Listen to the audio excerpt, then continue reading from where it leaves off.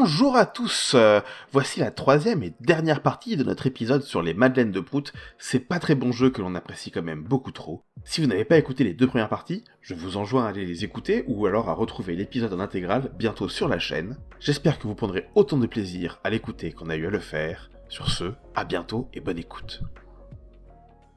Ok, alors j'ai une idée de jeu vidéo, mais attention, The Concept. Encore du travail? La vie, c'est pas un jeu vidéo, hein. Des dizaines de milliers de jeunes passent plusieurs heures par jour à tripoter leur console. Risque pas de louper ça. Je vais même amener des copains. Un concept de jeu vidéo de folie, mieux que Tomb Raider, Metal Gear et Tekken réunis. Bon, ça va peut-être bugger 2 ou 3 fois, mais c'est parti. Qui va nous parler de Mortal Kombat versus DC. Attention, là, ça va tâcher. Oh, le bonheur. Yes. Mortal Kombat versus DC Universe. Alors, c'était l'époque où c'était encore Midway qui faisait Mortal Kombat. C'est-à-dire que c'est... Bon, on parle du moment où ça a été le déclin de la licence, très clairement. Si vous regardez un jour un peu l'historique de Mortal Kombat, bon, on a quand même l'audace. On va reparler... En fait, on va reparler ninja. Je viens de me rendre compte.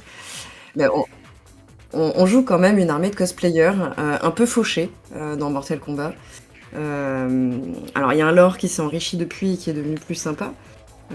Qui a été retravaillé, mais voilà, là on est vraiment très clairement sur le déclin. Bon, Armageddon a plutôt bien marché, et là je pense qu'ils ont décroché un super partenariat. Genre, ils avaient déjà probablement l'idée d'Injustice, mais on n'y était pas. La réal y était pas, les moyens n'étaient pas là. Et là vous obtenez un jeu Mortal Kombat qui essaye de taper des super-héros. Alors déjà, entre des ninjas, des démons et des super-héros, qui gagne? Superman. C'est toujours Superman qui gagne. Ah, c'est pas très fair, déjà, tu vois, entre Batman et Superman, je veux dire, c'est vite vu. Il y a Green Lantern aussi, hein. Il est très très fort, Green Lantern. Ah, c'est vrai. C'est déséquilibré as fuck. Et puis il y a pas... Je sais pas, en fait, pour moi, ils représentent tout ce que j'aime pas dans le on exploite une licence. C'est les persos qui sont pas faits avec amour. Moi, j'ai grandi avec Mortal Kombat, j'adorais le film. Oui, je viens de le dire. J'adorais le film. Mais t'as raison, Christophe Lambert était magistral dedans. Non, puis il y a un super gros et tout. Ils ont quand même des héros cool, tu vois. Et là, l'anatomie est douteuse, vraiment, ils sont tous comme on les aime plus, les super-héros, ils sont rigides, ils ont des gros muscles qui font plein d'interpénétration, c'est pas joli, c'est mou, c'est lourd. Et en fait, c'est un jeu qui devient chiant, en fait. Parce que tu dis, bah, ça va être épique chez les super-héros, alors là, ça va remonter la barre. Et ça fait que baisser le niveau de tout pour avoir potentiellement une fatalité un peu crado, mais qui sera décevante, parce qu'elle est pas assumée. Parce que je sais pas si à l'époque, ils pouvaient vraiment se dire « Bon, bah, va décapiter Wonder Woman ». Je pense pas. Pas comme maintenant, où Injustice l'a assumé. Du coup, tout est fade dans ce jeu. Je sais pas s'il y en a d'entre vous qui y ont joué, mais il est... on s'amuse pas, quoi.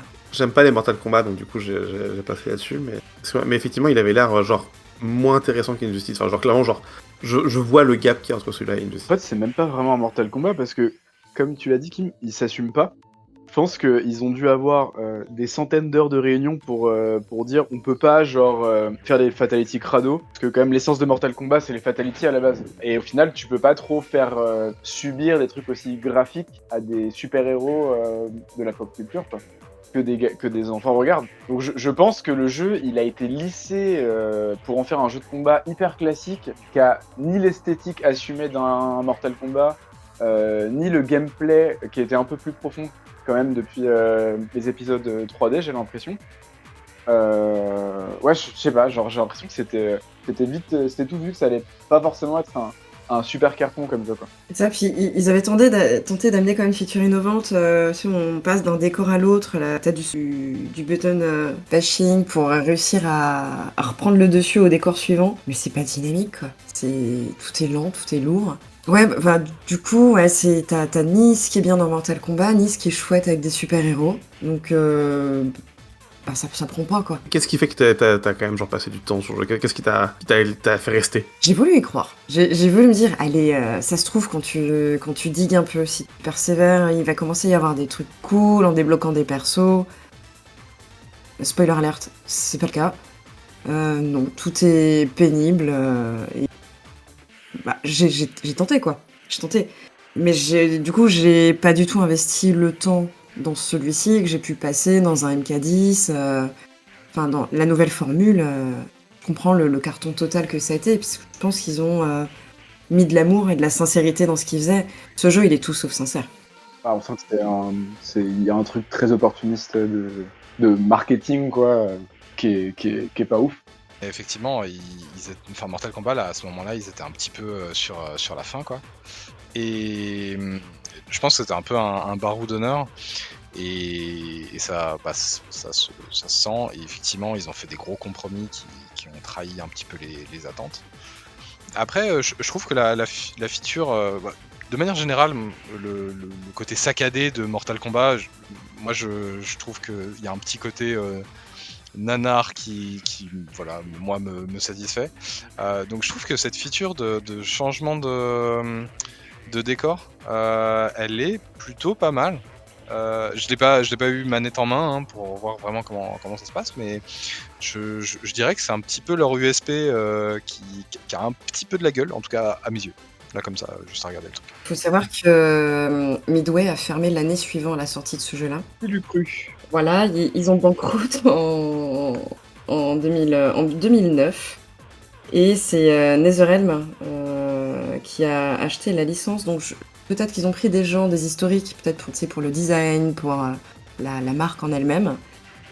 Par contre, c'est le studio de NetherRealm, je crois qu'ils se sont rachetés, concrètement. Je crois que c'est eux qui l'avaient, mais ils se sont rachetés. Voilà. Ouais, c'est ça. Ouais, ils ont bien redoré leur blason, c'est clair. Le creative director du coup de Injustice, c'est Ed Boon qui est crédité comme creative director sur Mortal Kombat versus DC. Donc c'est le même creative director sur Injustice, donc je serais pas étonné effectivement qu'il y ait une bonne partie qui est bougée après sur NetherRealm. Ceci explique cela. Eh ben écoute, on a parlé de gens qui n'arrivent pas à mettre assez d'amour sur un jeu d'une licence. Moi je vais vous parler d'un peu l'inverse, d'un jeu qui est pas très bien, rétrospectivement c'est pas un grand jeu, mais je pense que c'est l'amour qui a été mis dans la licence et dans le feeling qui m'a fait jouer à ce jeu. Star Wars Bounty Hunter, c'est donc le jeu où on joue donc Jango Fett, le père de Boba Fett, et la promesse c'était expliquer comment ça se fait que Jango Fett est devenu le père de l'ensemble des clones, et surtout jouer Jango Fett, hein. La promesse c'était genre juste on va être trop cool, on va avoir jetpack et on va tirer avec des double blasters. Et le jeu, c'est à peu près ça. C'est un enchaînement de niveaux qui n'ont pas un level design incroyable. Je me demande si t'as pas quelques levels sur Coruscant qui sont toujours à peu près les trucs les plus intéressants qui peuvent passer sur Star Wars. Mais voilà, globalement c'est quand même pas genre dingos. Où tu combats des hordes et des hordes et des hordes de goons. Et donc tu désingues des mecs à la pelle. Mais tu les désingues pas tous, parce que forcément, tu as ton petit viseur que tu peux mettre pour savoir qui a une prime sur sa tête. Il y a des primes qui sont des primes mortes, des primes vivantes. Il y a des mecs que tu peux donc du coup récupérer leurs primes, il me semble, sans les tuer, il me semble. En les tuant. Mais en tout cas, il y en a que tu devais entourer avec un petit filin pour après récupérer leurs primes. Et ton arsenal grandissait, mais globalement, tu faisais beaucoup de jetpack, plus double flingue sur tous les mecs avec une espèce de lock automatique, et lancer des missiles avec le petit missile qu'il a dans son dos. Genre vraiment, c'est l'archétype même du jeu où juste j'avais envie de jouer cette power fantasy. J'avais juste envie de cette fantasy, et j'ai acheté le jeu, et il était pas incroyable, mais il m'a apporté 100% de ce que je voulais, que j'étais venu chercher. Il m'a apporté l'ambiance, il m'a apporté le petit bout de narration qui entache pas. Ça, c'est un truc qui est cool, c'est un truc qui entache pas le fait que ce soit pas présent dans l'œuvre canonique. Genre, globalement, on s'en fiche de savoir pour quelle raison est-ce que Jango Fett a été choisi. Mais si t'aimes le perso, c'était un petit bout de lore un peu cool. Tu combattais une espèce de Jedi qui vendait des bâtons de la mort, ou je sais pas, un truc un peu dark comme on faisait à l'époque. Mais c'était cool. Et puis voilà, quoi, tu jouais de Jango Fett. Et ça m'a vraiment fait kiffer. Je sais pas si vous avez joué ou si vous avez connu le jeu. Je pense l'avoir vu dans les rayons, je crois qu'il avait un peu attisé ma curiosité aussi. J'ai l'impression que le jeu, il apporte ce que t'attends d'un jeu de ce type, en fait, au final. J'ai l'impression que c'est... La jaquette résume bien ce que tu fais dans le jeu, pour le coup. Il y a pas de galère. C'est ça, c'est un jeu qui est pas incroyable, qui est pas un grand jeu, mais qui a aucun moment mensonger. Vraiment, genre t'as vraiment pour ton argent et t'as vraiment ce que t'es venu acheter. Moi j'y ai joué, je crois que je l'ai fini de souvenir. J'en ai un assez bon souvenir aussi. J'étais dans ma période Star Wars où j'avais fait celui-là. Il y avait les Knights of the Old Republic, Jedi Academy, tout ça. Et j'avais aussi fait Oddworld, l'étranger. J'avais retrouvé un petit peu ce côté effectivement chasseur de primes de Oddworld l'étranger, où effectivement quand t'as un Dead or Alive, t'as des outils pour take down ta cible sans la tuer, etc. Et je trouvais qu'ils avaient plutôt pas mal deliver sur cette... de souvenir, t'as beaucoup plus d'outils pour tuer que pour capturer. Ouais, pour capturer, t'as juste le filin, et pour tuer, t'avais donc tes blasters, t'avais le lance-roquette, t'avais le lance-flamme, t'avais un fusil sniper, t'avais beaucoup de trucs. C'était pas super fun, effectivement, de souvenir, mais il y avait un côté challengeant à se dire, ok, je vais quand même essayer de le capturer vivant, et je vais juste m'imposer ce challenge, tu vois, qui était aussi réminiscent de Oddworld l'étranger. Et j'en ai un plutôt bon souvenir, malgré, il me semble qu'il y a des phases de plateforme, effectivement, qui sont pas ouf. Ah ouais, non, mais oui, 100% il y a des phases de plateforme pas ouf, il y a des combats qui sont dans des arènes qui sont trop longs, enfin ce genre de choses. C'est le genre de jeu où aujourd'hui, je sais pas si j'aurais envie d'y jouer encore, tu vois, mais à l'époque, quand j'étais jeune et j'étais un peu plus tolérant, ça me suffisait de dire genre je vais en chier un peu, mais je pense que aujourd'hui, comparativement, un Jedi Fallen Order ou ça, c'est bien plus quali. C'est bien plus quali pour un jeu à licence qui veut faire qui va faire vivre une expérience Star Wars, mais en vrai, cette expérience de bas-fond, de pègre, de bâton de la mort, de sorte de prime, je crois que c'était un peu inédit, tu vois. Genre 13-13 a été annulé plus tard. Vraiment, genre, on n'a pas vu ça tant dans des jeux Star Wars. Il y a eu Outlaws, mais à cette époque-là, c'était vraiment genre assez inédit de se dire genre Star Wars, c'est pas que les Jedi et c'est pas que les batailles. C'est assez cool. C'est une fantaisie qu'ils ont mis du temps à explorer dans les jeux vidéo. Alors que... Mais bon, d'un côté, ils ont eu une vingtaine d'années pour faire des trucs avec les Jedi, avec les vaisseaux. Au final, je pense que ça arrivait à un bon moment. Ils avaient exploré les trucs principaux, on va dire, de l'univers Star Wars pendant quelques années. Je trouve que c'est une parfaite expérience de comment on extrapole d'un petit élément d'un film. Hein. Jango Fett, c'est pas énorme quand même dans Star Wars 2. C'est pas un gros personnage, mais c'est un personnage qui est présent quand même. Comment on extrapole une histoire. Et je pense que c'est beaucoup mieux de faire ça, et on devrait réutiliser le personnage de Jango Fett plus que de faire revenir à la vie Boba Fett 4 fois dans des séries nulles. Parce que c'est beaucoup mieux de faire comme Bounty Hunter. Après, l'impact de Jango Fett sur la licence Star Wars est quand même genre assez gigantesque. T'as toute la race des Mandaloriens qui nous a donné du coup la série Mandalorian, mais t'as tout côté comics et tout, il y a 1 milliard de trucs. Enfin, il a eu un impact pour la scène qu'il a dans le film. Et comment il meurt, qu'il meurt pas du coup, parce qu'il y a des comics qui expliquent comment il sort du Sarlacc, c'est assez ouf. Ah, tu parles de Boba ? Oui. Ouais, de Boba. Parce que je parle de Django. Après, Django, c'est pareil, hein, il meurt pas de manière très... Mais justement, lui, il meurt vraiment. Lui, il meurt. Mais il y a des comics aussi, Et en parlant de lore approfondi, est-ce que tu nous approfondirais pas le lore de Klonoa Volleyball, mon cher Julien ? Waouh, mais en fait, il n'y a pas de lore. En fait, je sais, pour le coup, là, autant les deux jeux d'avant, je pense que je pouvais en parler. Déjà, est-ce que vous connaissez Klonoa ? Parce que c'est pas non plus un jeu turbo connu. C'est qui Klonoa ? Bah, pas tant que ça en vrai. Hein. C'est un peu connu, Klonoa, mais pas non plus de fou. Klonoa, c'était un platformer 3D, mais avec un gameplay 2D, de souvenir, ok.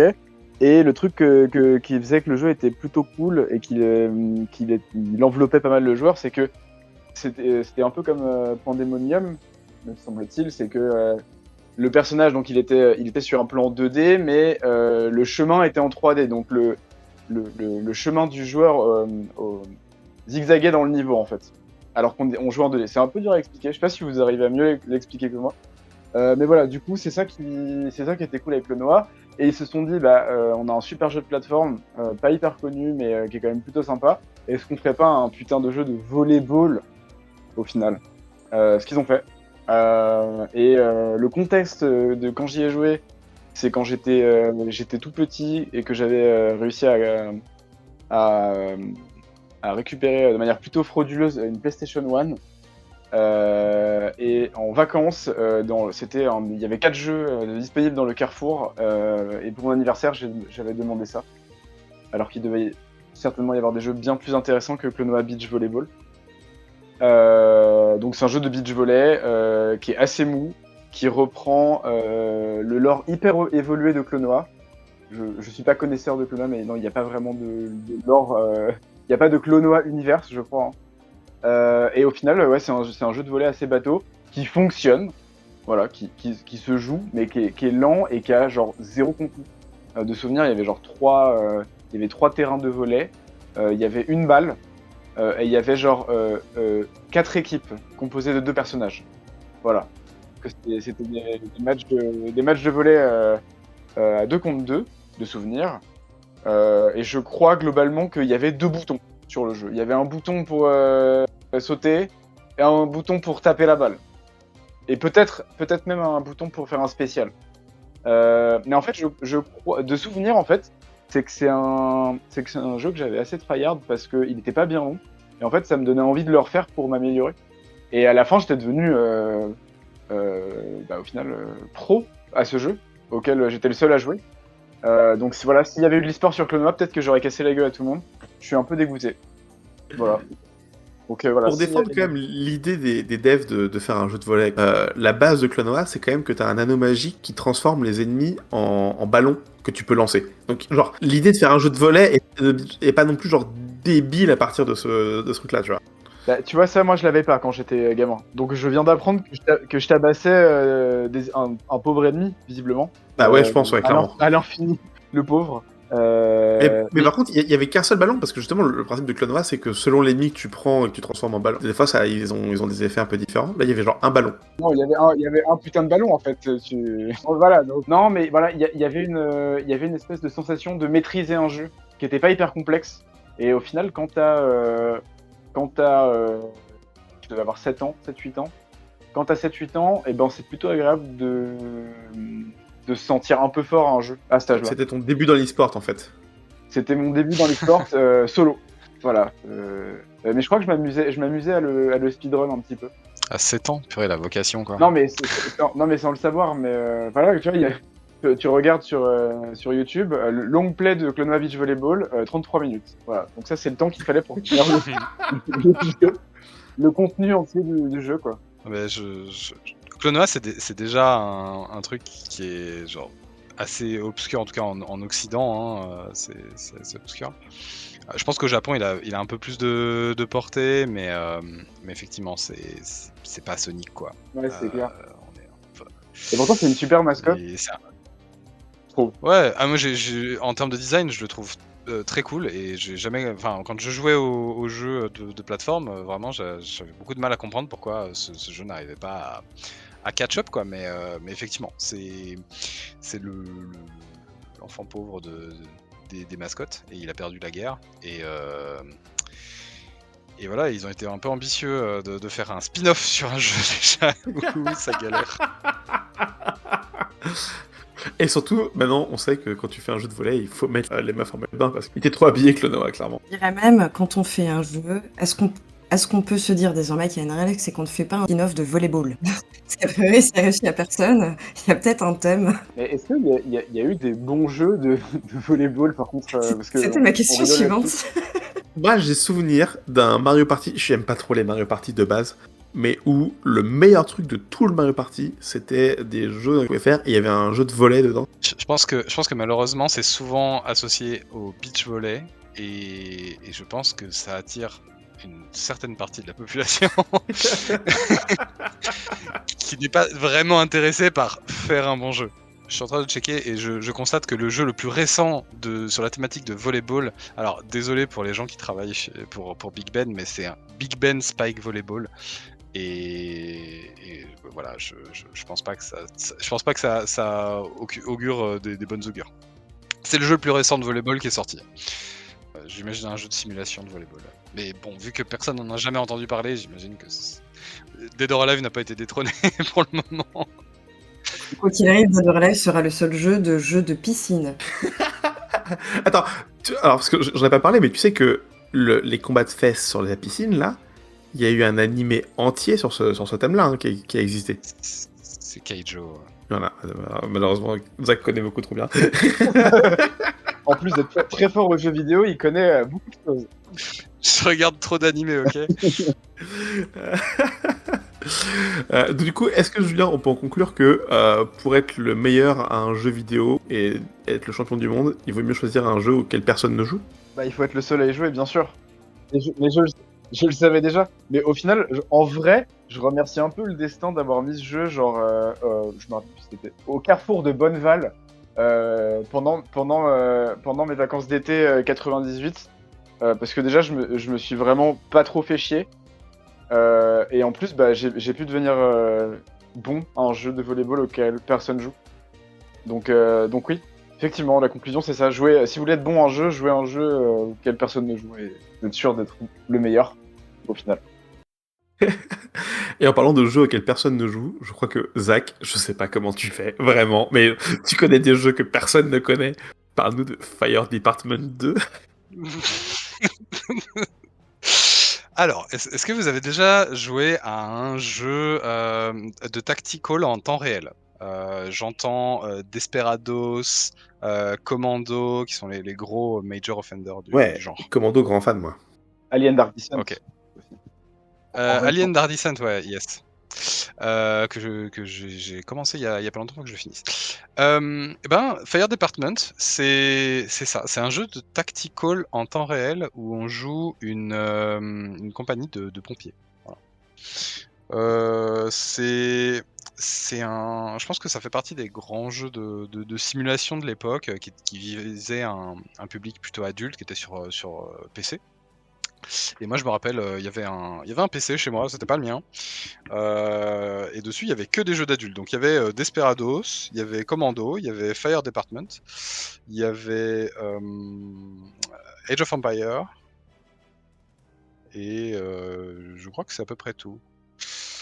Le tout premier jeu que j'ai eu à m'acheter dessus, ça s'appelle Créatures. Bref, c'est pas le sujet, on est sur Fire Department. Fire Department 2, je me rappelle d'y avoir pas mal joué, parce que du coup, je traînais sur ce PC quand il y avait personne qui était dessus, et je jouais aux jeux qui étaient dessus. Donc j'ai aussi pas mal joué à Desperados et Commando. Mais Fire Department m'a plutôt marqué, parce qu'il m'a appris plein de trucs. Notamment que, par exemple, il y a des feux qui ne s'éteignent pas avec l'eau. Genre, je sais pas, je devais avoir eu 8 ans quand j'ai joué à ce truc.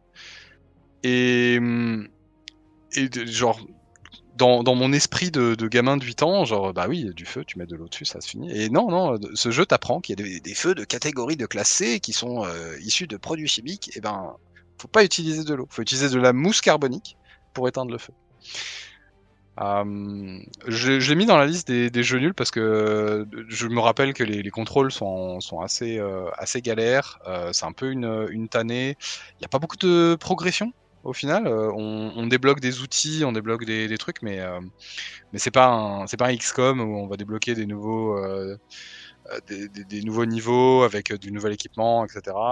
Ça n'a pas la finesse d'un Desperados ou d'un Commando où chaque personnage a sa spécificité. Là en fait c'est très simulationniste et du coup en fait les pompiers sont assez généralistes. Alors ils peuvent avoir de l'équipement un peu différent, il y en a qui peuvent justement porter des extincteurs de type A, B ou C, il y en a qui peuvent avoir des haches pour voir des trucs, mais du coup voilà il a pas beaucoup de profondeur comme jeu, mais par contre il a beaucoup de valeur éducative. J'ai aussi appris le principe du backdraft, du retour de flamme via ce jeu.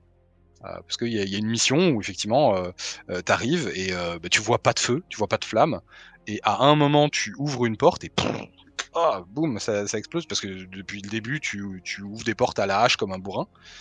Et là le jeu t'apprend, ok, voilà, ça c'est un backdraft, c'est un retour de flamme. Ça intervient quand dans une pièce la température est montée, il n'y a pas de feu, mais on fait rentrer, il y a plus d'oxygène, et d'un coup on fait rentrer une grande quantité d'oxygène dans la pièce. Et pouf, ça explose.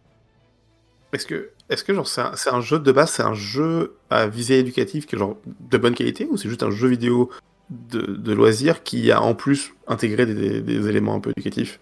Je pense que c'est un petit peu comme quand tu joues à n'importe quel jeu de simulation sur des trucs réels, ça t'apprend des trucs. Là, le jeu est très bien documenté et je pense qu'il a une portée éducative qui est pas négligeable dans le sens où effectivement, ce que je préchote la question. Moi, ce que ça m'a appris dans le jeu, c'est qu'effectivement, le jeu vidéo, c'est aussi un média de vulgarisation, quoi.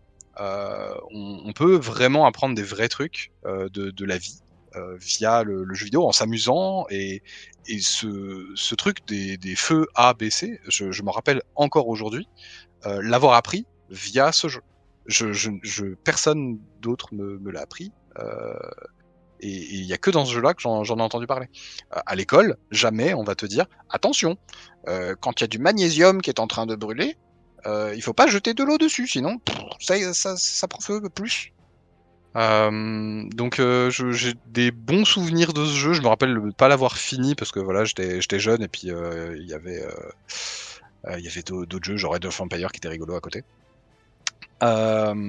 Mais j'en retiens quand même des bons souvenirs. Déjà, je me rappelle de son existence, ce qui n'est pas gagné. Et je suis en train de regarder qui a fait faire Department 2, donc c'est les mecs de chez Monte Cristo, qui ont fait effectivement beaucoup de jeux de gestion. Ça a quand même commencé avec des titres qui s'appellent quand même Wall Street Trader 98.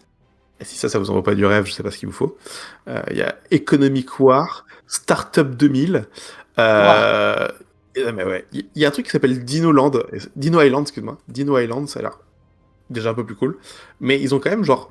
Alors ils ont essayé de faire du hack and slash avec un truc qui s'appelle Silverfall, je sais pas exactement ce que c'est. Mais ils ont quand même ramp up sur le jeu de gestion jusqu'à avoir fait Cities XL, qui, pour le coup, a un peu percé au-delà de sa niche, parce que Cities XL, c'est un jeu auquel même moi qui aime pas les jeux de gestion, on a entendu parler. Ils ont mis un peu de temps à glow up, quoi. Mais Ils ont mis du temps à glow up, mais bon, alors, je crois que ça a été leur dernier barreau d'honneur, parce que Cities XL, c'était en 2009, et après, ils ont malheureusement rien sorti, donc ils ont fermé ses portes en mai 2010, la boîte. Mais voilà, je pense que c'était un paradis de gens qui effectivement étaient un peu plus pointilleux sur de la gestion et qui voulaient transmettre des trucs un peu réalistes. Yes, et bon, pour le coup, ils ont réussi. Moi, je me rappelle quand j'ai commencé ma carrière, c'est une boîte qui a toujours fait partie du paysage, en tout cas jusqu'à cette période-là. Et c'est vrai qu'ils avaient quand même été très productifs. Enfin, tu les voyais en rayon, les taux, alors ils étaient en effet un peu sérieux, etc. Par contre, ça restait qualitatif, quoi. Chose que tous les studios français ne pouvaient pas se vanter de réussir à faire. Et c'est vrai que c'était, je pense, pour le paysage des studios français, un peu triste, par contre, de les perdre. Moi, il y a un truc qui me rend un peu triste dans leur ludographie, qui, je pense, on dit beaucoup sur beaucoup de studios, c'est que les mecs, ils te font des jeux de gestion sur différents sujets. Il y a même un truc qui s'appelle Star Academy, donc je pense que ça peut être une commande, ça. Ils ont peut-être fait le jeu de la Star Academy. Et puis, arrivé genre dans 10 ans de boîte, les mecs font un hack and slash avec des gobelins, des elfes et tout.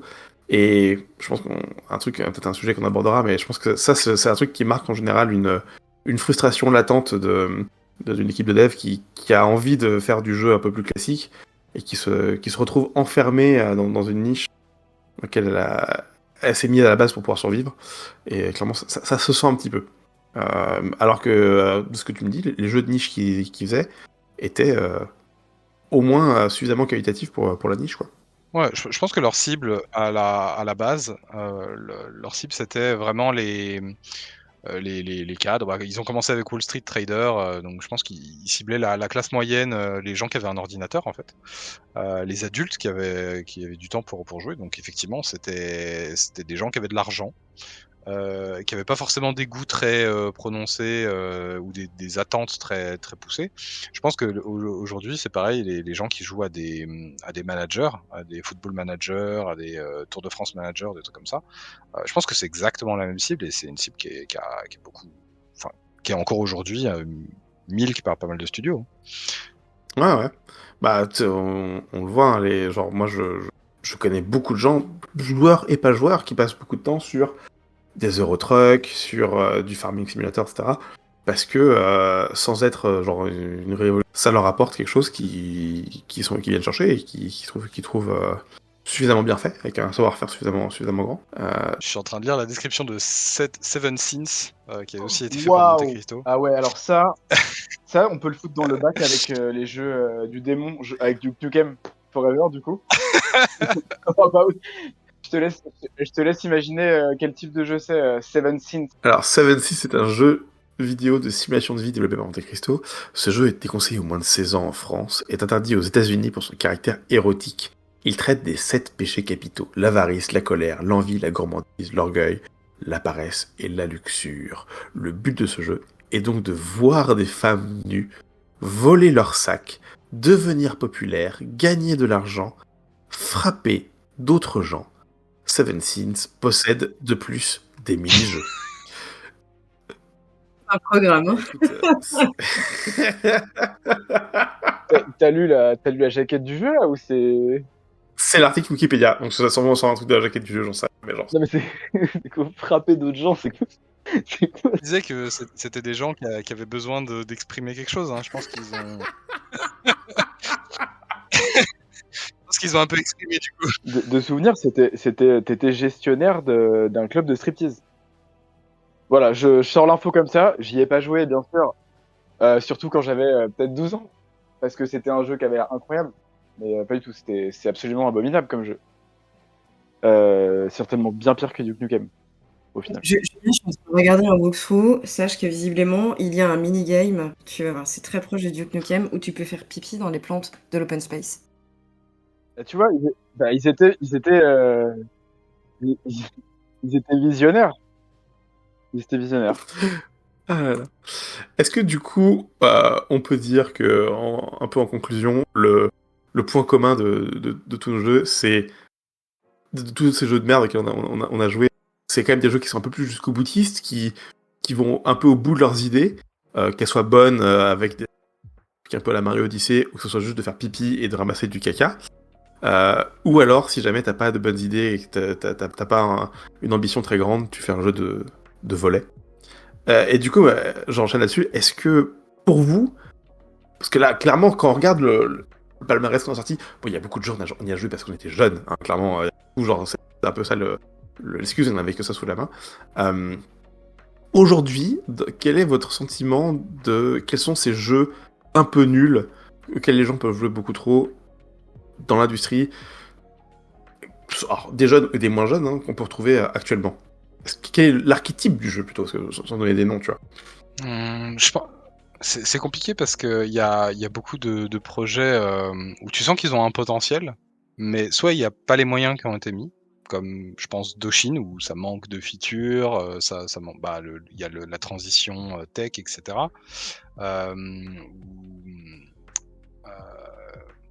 Ou des projets comme Space Station, où effectivement c'est des projets tu vois qu'ils avaient pas beaucoup de thunes pour faire leur truc, mais ils ont quand même, genre, avec la passion qu'ils avaient, et ils ont réussi à ship un jeu avec l'expérience qu'ils visaient. Doshin, c'est un god game, ça marche. Vex, c'est un platformer, ça fonctionne. Space Station Silicon Valley, c'est un collectathon, ça fonctionne. Et je pense qu'il y a une époque aussi, effectivement, ça fonctionne, ça fonctionnait. Genre, ça vendait. Tu pouvais sortir un jeu et c'était ok d'être mid, parce que la concurrence était moins importante. Moi, quasiment tous les jeux que j'ai listés, c'est une période où Steam n'existait même pas encore, je crois. Et les consoles, ben oui, il y avait pas le florilège de jeux qui sortent sur console aujourd'hui, avec des abonnements qui donnent des possibilités d'avoir accès à des jeux gratuits. Donc la compétition était vachement moins féroce, quoi. La moyenne de qualité des jeux auxquels j'en jouais était plus basse qu'aujourd'hui, où aujourd'hui on s'en rend pas compte, mais un jeu qui est, on va dire, mainstream, hein, je parle pas du jeu Steam qui sort dans la description la plus totale, un jeu un peu mainstream a quand même un minimum de contrôle qualité qui reste jouable, quoi. Moi j'ai l'impression que, en fait, maintenant tous les jeux qui sont au minimum marketés il y a un budget qui est tellement colossal que et tellement de gens qui se sont investis dedans. Il y a eu tellement de thunes qui a été injectée que là où à l'époque on imaginait que c'était des petites teams avec pas forcément beaucoup de sous, maintenant c'est hyper dur de pardonner en fait. Mais déjà parce qu'on est plus adulte et que globalement on bosse dans l'industrie du jeu vidéo, donc on a peut-être plus de facteurs qui nous permettent de définir ce qui est plus ou moins bon, on va dire. Là où quand on était gamin, je crois qu'on s'en foutait un peu, juste il y avait un truc qu'on trouvait cool, on y jouait quoi. Mais maintenant on a du mal à quand on connaît le nombre de personnes qui ont travaillé sur un jeu et le temps qu'elles y ont passé, on a du mal à dire mais vous avez eu tellement de temps pour faire un truc, pourquoi c'est pas genre parfait quoi. Et alors du coup, je suis assez d'accord avec toi. Est-ce que du coup, les jeux pas très bons qui marquent les gens profondément, mais parce que les gens ils jouent beaucoup d'aujourd'hui, c'est pas des jeux qui s'affranchissent de cette contrainte de développement, qui s'affranchissent de ces contraintes de marketing, mais qui aussi s'affranchissent d'un savoir-faire des développeurs? Et est-ce que c'est pas les Garry's Mod? Est-ce que c'est pas les jeux Roblox? C'est pas les modes Minecraft? Ces trucs qui sont faits par des mecs qui ont une idée, qui la font comme ils peuvent et qui la diffusent, et qui se diffusent en général très très vite sur les plus jeunes, et auxquels tu peux jouer des dizaines d'heures, un mode un peu rigolo sur un jeu que t'aimes bien, même s'il est pas polish, il est pas incroyable. Si tu regardes un petit peu le passif qu'on a avec ces jeux-là et la façon qu'on a de consommer les jeux maintenant, je veux dire aussi à l'époque, il n'y avait pas tout cet historique dans l'industrie, on n'avait pas toute cette histoire de l'industrie, cette comparaison ne pouvait pas exister, donc tu sautais un peu au pifomètre. Il y a beaucoup de jeux qu'on a cités là qui nous sont tombés entre les mains un peu au hasard, finalement, ou un peu sur du pas de bol. Donc là maintenant, quand tu vois des Roblox, des jeux comme ça, je veux dire, tu as une garantie en fait. Tu peux voir des let's play, tu peux te renseigner, tu sais où tu vas. Donc ça, c'est une façon maintenant de vraiment consommer l'industrie du jeu vidéo, et c'est ce que font plus les jeunes maintenant. Nous, à l'époque, t'avais que les jeux plein pot que tu trouvais au magasin. Le gars, c'était ce qu'il avait. Il le connaissait pas toujours. Des fois, on te le mettait dans la main. Tu testais, tu te faisais ton avis. C'est là même c'est même pas une question de moyens en fait. Quelqu'un qui aura un budget limité, il suffit qu'il attende des soldes de Steam finalement pour faire un petit chef-d'œuvre d'il y a 3 ans. Donc toi, la question est plus difficile, je pense maintenant.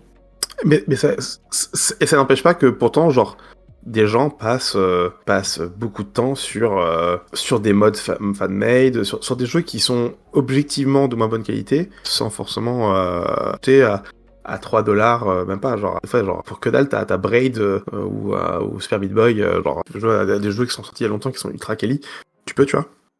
Et pourtant, les gens jouent encore à des jeux objectivement moins qualitatifs, mais qui ont peut-être, genre, parce que j'ai l'impression que tout ce qui nous a réunis sur ces jeux-là, c'était des jeux qui sont un peu faits avec le cœur et qui ont une bonne idée. Il y a aussi beaucoup de second degré.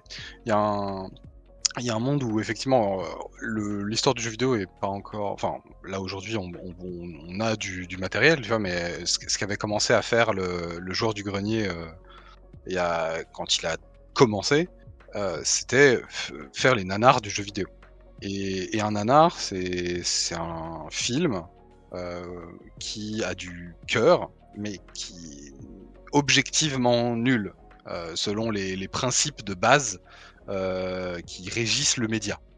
C'est ça qui est pas doué. Il peut, généralement ils ont pas de thunes, et c'est pour ça qu'ils sont pas bien, mais il peut ne pas y avoir de thunes, tu vois. Les Ed Wood, il était effectivement fauché, et donc du coup ça donne le résultat des films. Et en fait, il y a des jeux comme ça où, au final, ça devient, je veux dire, comique d'y jouer pour juste, voilà, sans pression, sans s'attendre aussi à quelque chose, parce qu'aujourd'hui on bosse beaucoup, on est beaucoup happé par la hype. Il y a tel jeu qui va sortir, tout le monde va y jouer. On a parlé de Blueprints la dernière fois. C'est clairement la hype, moi personnellement, qui m'a fait jouer au jeu. Tout le monde en parlait. Avant la sortie, tout le monde en parlait. Le jeu est sorti, tout le monde en parlait. Ok, le jeu il doit être bien, donc je vais y jouer, je vais voir ce que ça en est, je vais me faire un avis. Mais il y a une petite satisfaction à trouver un jeu Et de se dire effectivement, le jeu il est pas ouf, mais moi j'y vois quelque chose de bien et je vais pouvoir le recommander à d'autres personnes qui aiment ce genre de jeu parce que ça gratte un itch qui n'est pas forcément hyper représenté, soit dans les médias mainstream, soit c'est pas la mode en ce moment chez les indés. Donc je pense que c'est intéressant de garder un peu cette curiosité sur les jeux qui ont un plus bas budget et qui sont moins connus, quoi. Ouais, tout comme parfois ça fait du bien de regarder un film qu'on sait moins bon, parce qu'on va aussi le percevoir peut-être d'une manière plus légère, et qu'on va moins se sentir dans cette mission un peu divine de jugement, j'ai envie de dire. Donc c'est pour ça que tous les jeux qu'on a cités aujourd'hui, au final, mais tous les jeux qu'on a cités aujourd'hui, je pense que on y a joué en sachant que c'était pas toujours incroyable, mais juste que c'était cool au moment où on est tombé dessus, et franchement, je pense qu'il y a quelques jeux là que je vais relancer maintenant qu'on en a reparlé, quoi. Est-ce que vous voulez élire notre cacador, le jeu qui n'était pas très bien, mais qu'on estime tous être genre à sauver et qu'on a envie de lancer? Je propose de sortir Gotcha Force du cacador, parce que Gotcha Force va être un trop bon jeu. Parce qu'il avait l'air vraiment bien pour le coup. Julien, notre amateur de testostérone et de Dark Sasuke, mais aussi de volleyball, c'est quoi ton cacador d'aujourd'hui? En vrai, moi j'aimerais bien jouer à Space Silicon Valley. PlayStation Silicon Valley. Ouais, parce que j'aime bien les platformers 3D, ça a l'air de se rapprocher de ça, c'est un collectathon, y a une palette graphique que j'aime bien. Voilà. Et toi, Zach, notre amoureux de jeux auquel personne n'a joué, quel est ton cacador de la soirée? Mon cacador de la soirée, non, en vrai, j'avoue, Rise of the Argonauts a piqué ma curiosité. S'il y a quelque chose d'intéressant là-dessous, j'avoue, peut-être explorer ça. Je vais peut-être pas y jouer, peut-être regarder un playthrough et voir ce qu'il y a sous le capot. Et toi, Kim, notre amoureuse de plastique musculaire et décolleté parfaite, quel est ton cacador de la soirée? Super le résumé. Je suis désolé, dans tous tes jeux, il y a des mecs ultra musclés et des meufs avec les décolletés. C'est vrai que maintenant que tu le dis, il y a beaucoup de muscles et il est pas très bien modélisé. Non, celui, moi, ce soir qui m'a vachement intrigué, parce que je l'ai loupé à l'époque, c'est Star Wars Bounty Hunter. En vrai, ça a l'air d'être un chouette jeu. Sincère, tu vois, on parlait un peu de... Voilà, Zach parlait du côté nanar, c'est des jeux qui ont pas de fric, mais qui ont des idées et qui sont sincères dans leur démarche. Moi, c'est celui qui me donne envie au moins de checker un let's play, parce que ça a l'air chouette. Et moi, en tant qu'amoureux de jeux sur des thématiques très précises, mais aussi un peu racistes, je pense que je vais... si je mets cher aux autres, il faut que je me mette à moi-même. Hein, je crois que je vais être d'accord avec Julien. Genre, en vrai, je connaissais pas Space Station Silicon Valley et ça m'a donné vraiment envie au moins de voir quelles étaient les idées qu'ils avaient dessus. C'est intriguant. Rien à voir avec le racisme au final. Je sais pas. Ça a l'air d'être un peu spéciste. Au moins. Un minimum.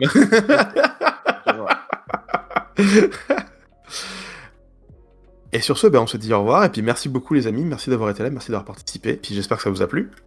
Ouais, c'était grave cool. À bientôt. Ciao. Si, salut. Vous et moi, nous avons dit des choses que vous allez regretter. C'est scandaleux de vendre un truc pareil. Vous les testez vos jeux au moins? Vous savez ce qu'il y a dedans? Mais nous pouvons mettre nos différends de côté. Tu veux qu'on se tire l'oreille? Bon vous pourriez faire un effort aussi. Vous êtes vraiment pas bon public, hein.